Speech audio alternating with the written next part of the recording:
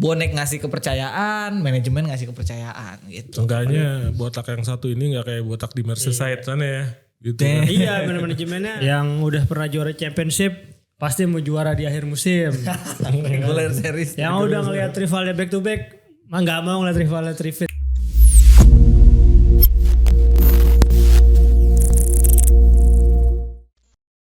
Kembali lagi di Ruang Padit bersama gue Ajit. Abdi.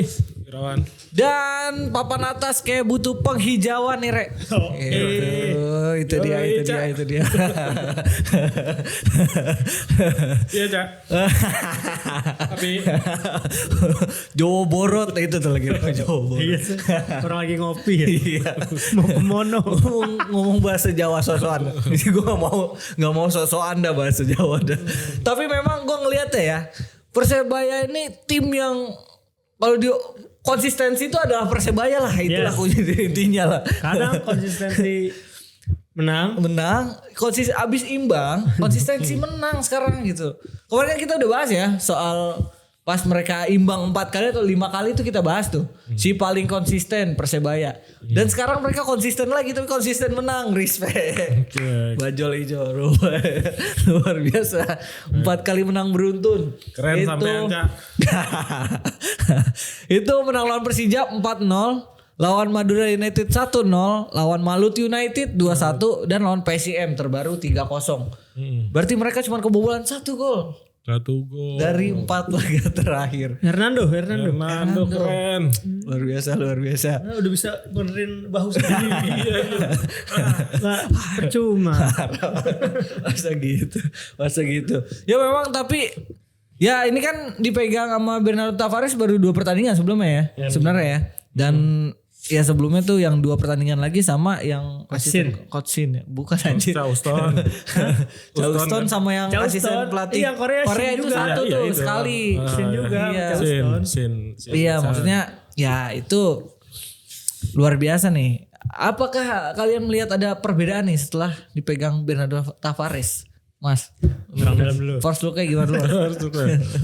Perbedaan kalau kita lihat sebenarnya kita udah sempet bahas ya gimana sih Tavares dari mulai di PSM dia kayak gimana sih. Dan kalau kita bandingin misalnya waktu Edi Perez dengan gaya Spanyolnya, dengan gaya position base-nya, Tapi position enggak tuh football, enggak kelihatan. walaupun ya akhirnya begitu juga gitu kan. Kalau yang setelah itu transisi lah ya di eranya Ustaz Nawawi sampai ke Bernardo Tavares. Tavares ini kan kita udah tahu dia bukan mengembalikan ya apa ya. Ya pokoknya mengubah Persebaya menjadi tim yang kalau main to the point.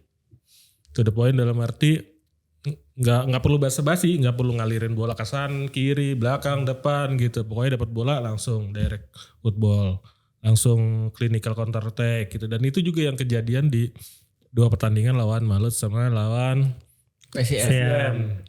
Kelihatan banget skema golnya kan mirip tuh. Golnya Gali Pretas di 2 pertandingan lawan Malut gitu. Itu juga dari skema bola-bola direct, counter, serangan balik gitu. Dan Malut lebih dominan gitu secara penguasaan bola.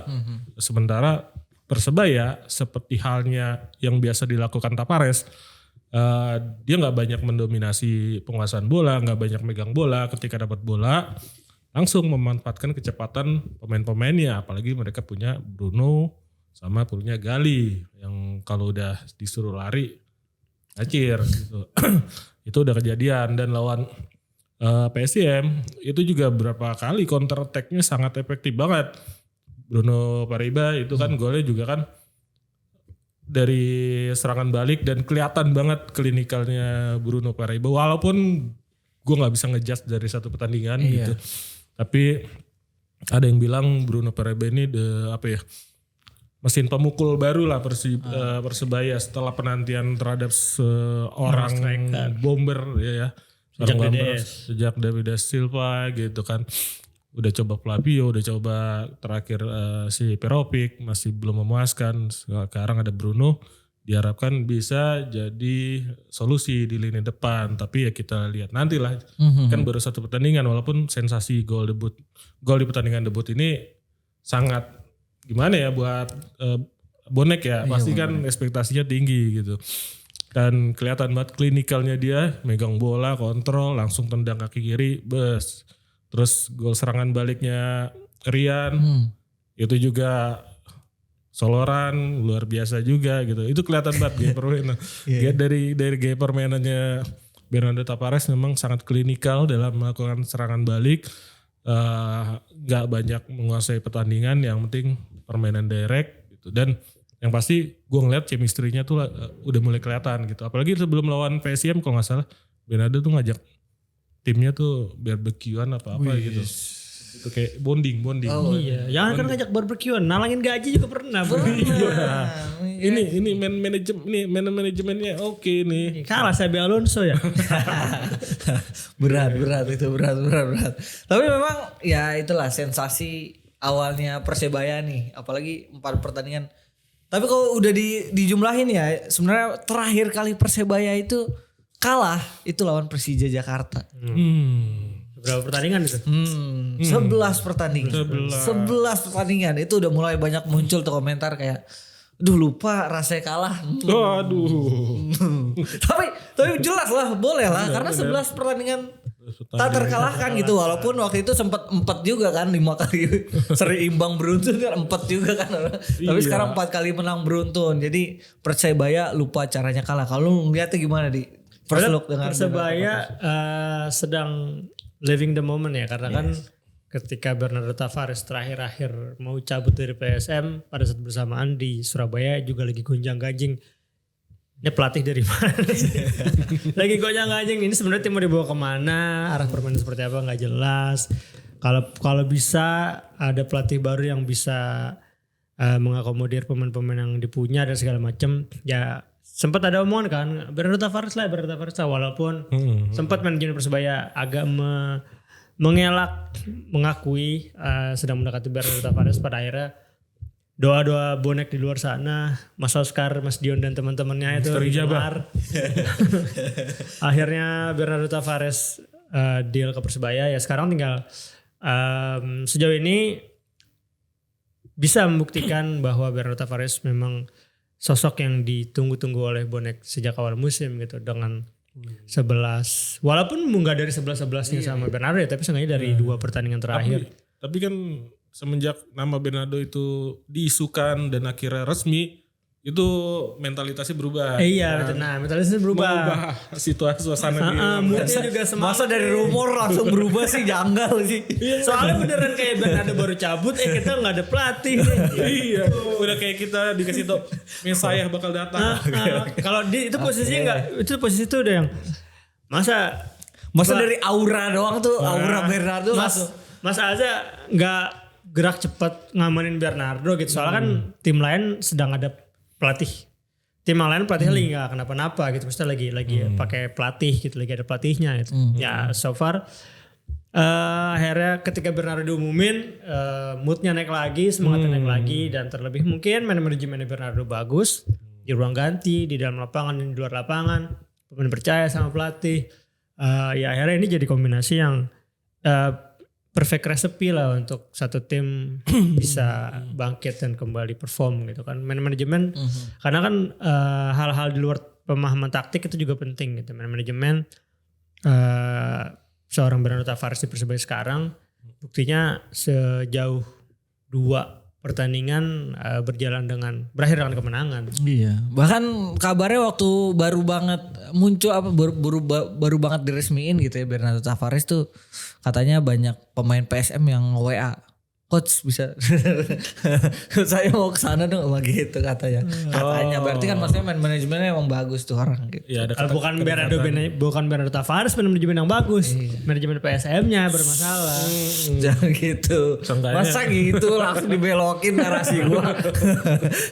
Kan itu ada di berita, bukan gua ngarang-ngarang. Iya. Iya, kalau bagus nggak bakal ada isu penunggakan gaji. Logikanya kan gitu. Bener. Tapi memang kalau ngelihat Bernardo Tavares ini, gue ngelihat dia udah memberikan sesuatu yang nggak dimiliki Persebaya lah, yaitu permainan yang jelas, arah permainannya mau kayak gimana gitu. Jadi dia udah punya ide si pemain-pemain ini mau gaya mainnya mau kayak apa, jadi udah jelas gitu dari 2 pertandingan aja. Sedangkan ada PRS waktu itu berapa pertandingan tuh sampai marah-marah tuh bonek pada tuh gak jelas mainnya mau apa gitu. Tapi kalau sekarang kan Bernardo Tavares sudah jelas idenya mau kayak gimana, paling tidak seperti itu gitu. Tinggal bagaimana bonek ngasih kepercayaan, manajemen ngasih kepercayaan gitu. Seenggaknya botak yang satu ini nggak kayak botak di Merseyside sana ya. Gitu. Iya, manajemennya katanya bermasalah. Pemain apa? Itu. Tapi jauh banget ya, jauh Iya, banget ya. Maksudnya jauh, ada meme memang yang ini Arne Slot ketika dikasih apa banyak duit gitu sama manajemen itu, misalkan strikernya Ronaldo Brazil, kanannya Messi ini, tapi nanti winger kirinya Gakpo kata gitu. Kipernya Casillas, kirinya Gakpo tetap anjing gitu. Kocak juga kata gue itu meme. Tapi oke lah, balik lagi ke Persebaya. Persebaya cukup aktif lagi Sama kan. kota pelabuhan. Iya, aktif di bursa transfer gitu. Menurut lu gimana Mas tentang aktivitas Persebaya di bursa transfer? Apakah sudah on point dengan kemauannya Bernardo Tavares dan kebutuhan tim? Sejauh ini sih kelihatannya on point ya. Kalau kita melihat pemain-pemain yang direkrut gitu kayak Bruno Paraiba di striker, terus ada Pedro Matos di tengah, ada Jefferson di bek kiri, terus sama Gustavo Gustavo pokoknya di center back kalau nggak salah, dan Brazil juga itu udah ada 4, cuman yang udah main tuh baru 3 kalau nggak salah. Jefferson udah jadi starter kemarin, starter pertama kalinya ngasih assist di pertandingan lawan PSM, terus Pedro sama Bruno masuk dari bench, Bruno langsung nyetak gol, masuk menit 71, nyetak gol menit 73 gitu, instant impact. Dari situ sih kita ngeliat bahwa emang pemain-pemain ini sesuai apa yang diinginkan Tavares gitu, sesuai dengan filosofi permainan yang diusung sama Tavares, sesuai dengan karakter permainan direct football yang emang diterapkan Tavares. Kelihatan banget Bruno ini bukan striker yang kelihatan neko-neko yang banyak megang bola, banyak kontrol bola. Dia lebih kayak nge-hold bola, nahan bola, jadi pemantul, terus klinikal kalau ada peluang depan gawang langsung. Pedro Matos juga tipikal, sebenarnya ini kalau dibandingkan dengan Rivera ini lebih banyak sebagai orkestrator ya. Dia bisa mengalirkan bola ke depan, ke samping, ke belakang. Sedangkan Pedro Matos ini kalau yang gue lihat lebih ke apa ya? Setiap gerakan itu pasti progresif gitu. Jadi setiap dapat bola langsung ke depan gitu. Kebanyakan kayak gitu, dan kelihatan kalau gue ngeliat statistiknya di pertandingan lawan PSM tuh, walaupun baru masuk babak kedua, tapi akurasi umpannya udah sampai 78% apa nggak salah, itu udah cukup oke lah gitu. Kelihatan bahwa emang ini salah satu pemain yang bisa mempertebal skuad gitu. Apalagi kalau kita ngeliat kemarin skuadnya Persebaya di tengah ada si Tony sama si satu lagi siapa ya yang pemain Serbia tuh, lupa gue. Siapa sih? Aduh lupa namanya. Yang jadi pivot itu, terus di Malik juga main sama Rivera sama Bruno sama Gali biasanya kan gitu. Rajkovic. Ya, itu Tony sama Rajkovic tuh udah settle di posisi itu, terus tinggal komposisi di gelandang serang dan depannya yang bisa diutak-atik. Biasanya Gali Pretas jadi false nine, jadi penyerang gitu, kadang-kadang Malik Rizaldi gitu, dan sekarang udah ada Bruno. Kalau Bruno jadi starter berarti kan Gali bisa digeser ke kanan lagi, ganti-gantian sama Malik mungkin kan.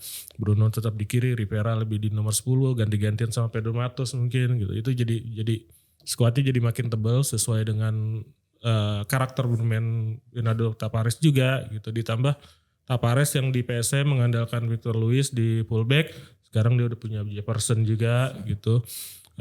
Mungkin itu karena nggak tahu, mungkin karena dia pingin datangin Victor Luis tapi nggak dilepas PSM, akhirnya ya udahlah cari bek kiri gitu, dapat. Dan di belakang pemain barunya ada tadi si Gustavo juga bisa, paling nggak bisa inilah rotasian sama nantinya sama si Leo Lelis sama Mitretsky ya. Seenggaknya menambah ketebalan, menambah solid pertahanan Persebaya yang selama 2 pertandingan atau 4 pertandingan baru kebobolan 1 gol itu ya. Udah kelihatan. 1 gol doang 4 pertandingan terakhir ya kan. Dan iya gue juga ngelihatnya untuk lini serang sebenarnya jadi lebih fluid juga ya sekarang gitu. Jadi nggak bergantung sama Rivera dan Bruno gitu, karena Gali kan di eranya Edu juga seringnya cadangan gitu masuk ke babak kedua. Tapi sekarang dengan dimainkannya 4 pemain itu sekaligus kayak Malik, Gali, Rivera dan Bruno, ternyata mereka bisa menjalin lini depan yang cair lah gitu. Fleksibilitas mereka satu sama lain bisa ganti-gantian tukar posisi gitu. Nah, dengan Bruno Bernardo Tavares dengan tren positif dan juga pembelian-pembelian yang on point, lu ngeliatnya gimana dia? Apakah mereka sekarang ini kan cuman ketinggalan 10 poin ya dengan Persib Bandung di peringkat pertama? Apakah bisa? Masih ada harapan Persebaya untuk mengejar juara? Mengejar juara? Harapan sih masih ada. Pasti masih ada lah, karena secara kalkulasi itu masih mungkin. Masih mungkin 10 poin. Kalau untuk jadi juara ya yang pasti kan tim-tim di atasnya juga gak menyerah begitu aja gitu. Yang udah back to back pasti mau tripit. Iya. Gitu kan. Yang udah pernah juara championship pasti mau juara di akhir musim. Regular series. Yang udah ngelihat rivalnya back to back gak mau ngeliat rivalnya tripit. Jadi maksud gue peluang Persebaya untuk naik ke atas lagi pasti ada. Apalagi sekarang Bernardo Tavares dengan susunan pemain yang ada, gue lihatnya lebih ke tahu arah permainan mau kemana, pemain juga tahu harus ngapain. Ditambah juga walaupun sebetulnya agak tricky nih menyerang tapi nggak menyerang, karena kan kalau dari lihat permainan lawan Malut sama PSM sebetulnya yang lebih banyak nguasain bola kan Malut sama PSM ya. Di gol-golnya si Persebaya juga banyak yang dari transisi bertahan ke menyerang, serangan balik dan segala macam gitu. Jadi sebetulnya Persebaya lebih tahu arahnya harus ngapain untuk menang. Dari Bernardo Tavares juga lebih tahu apa yang harus dilakukan dengan Gali Freitas, apa yang harus dilakukan dengan dua Bruno yang mereka punya, yang dia punya gitu. Jadi secara konsep permainan lebih mantap, lebih pakem, lebih tahu mau apa. Tinggal ya memang konsistensi ke depannya. Apalagi lini belakangnya Hernando juga rekor kebobolan juga lumayan bagus di 11 pertandingan belakang, konsisten gitu. Jadi sebetulnya ada di arah yang tepat untuk bersaing di strip yang lebih tinggi lagi gitu. Nggak cuma meramaikan persaingan papan tengah gitu. Itu dia. Berarti Mas masih ada peluang juara Mas? Peluang juara ada. Persebaya pasti bakal terus berusaha naik lah, dapat poin, dapat kemenangan, Cuman masalahnya kan yang di atas nggak mungkin diam duduk manis doang kan. Pasti terus naik juga ya. Harapannya tinggal berharap yang di atas kepleset, atau ketika mereka ketemu bisa mengalahkan, seenggaknya memangkas peluang. Seenggaknya Persebaya udah ke Samarinda belum sih? Belum sih harusnya. Ya paling enggak. Mana menang. Untuk bersaing dengan Malut di 4 besar sangat besar gue rasa. Kan poin yang dempetan kan paling enggak di situ ya, di posisi 4 ke bawah. Dari kan. Malut ke Persita kan. Itu yang paling dekat lah gitu. Paling seenggaknya geser Malut dulu aja gitu dalam beberapa pertandingan ke depan. Oke, berarti Malut dulu yang terdekat ya. Oke. Berarti masih ada untuk juara nih Bonek nih. Kalau menurut kalian gimana nih? Apakah kalian sudah puas dengan racikan Bernardo Tavares sejauh ini dan juga pembelian pemain baru dari manajemen, dan apakah kalian yakin untuk mengejar juara musim ini? Coba kalau di komen di kolom komentar, dan sampai jumpa di episode berikutnya. Wani. Wani.